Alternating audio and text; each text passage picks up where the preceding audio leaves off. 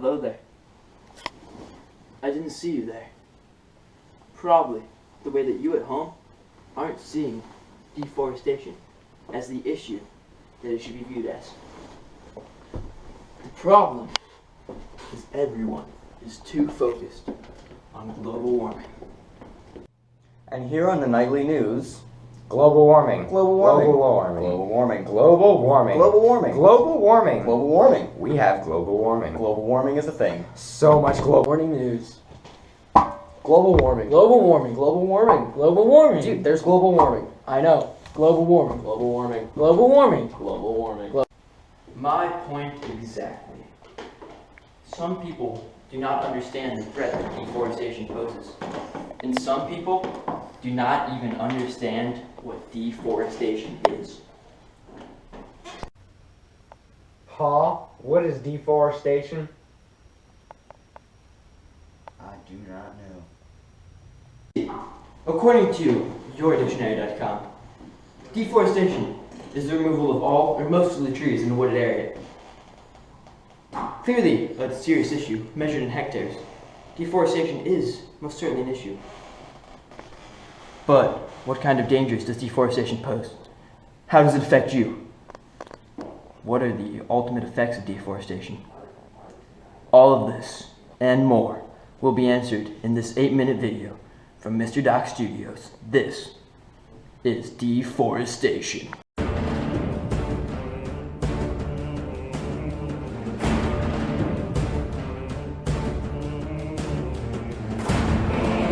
Deforestation is the process in which huge swaths of trees and forests are cut down. There are several causes of why deforestation happens, many of which lead to negative results.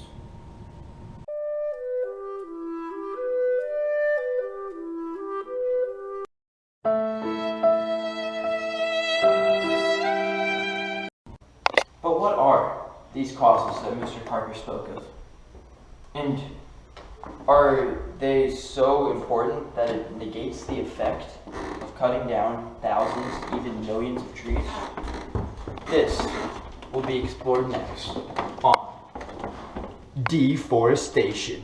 In most of my recent scholarly scientific article, I wrote about the causes of deforestation.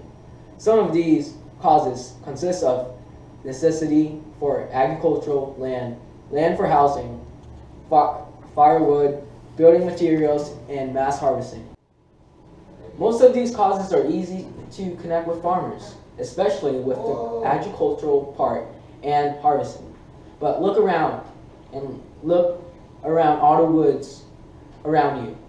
Wood makes up a lot of things we use every day, from tables, desks, shelves, and pencils, or even this chair I'm sitting on. Now, what Mr. Lee did not say was... Wait, I wasn't finished. Some farmers ultimately rely entirely on this land for feeding their families. This last point turns the farmer's side of this problem into an ethical issue. On one hand, there is this problem where the farmers and their families, and on the other hand, there is the trees and all the animals in it. The issue has become a large topic of argument and heated debate in many places. Now that we have been informed of what deforestation is and what causes it, it is now time to learn about the negative effects of deforestation. The thing most people think about when they hear the word deforestation is just cutting down trees. But there are many more effects to it than just that, such as loss of species, soil erosion, changes in the temperature, and increased greenhouse gas emission are all some of the many devastating negative effects.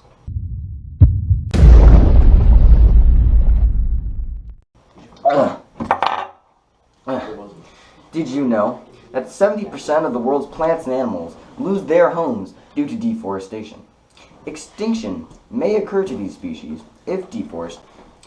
When trees are cut from the forest, the soil will dry out and will lead to problems like increase in flooding and being unable to farm.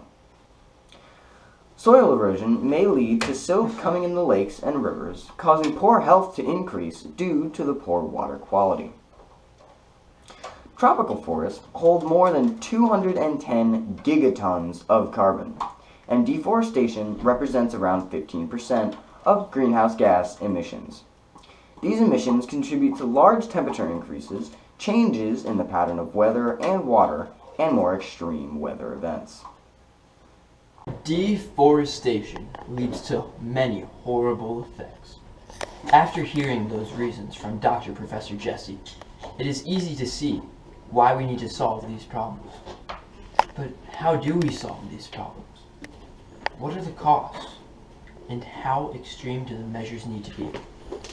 All of this and more will be explored in the next session of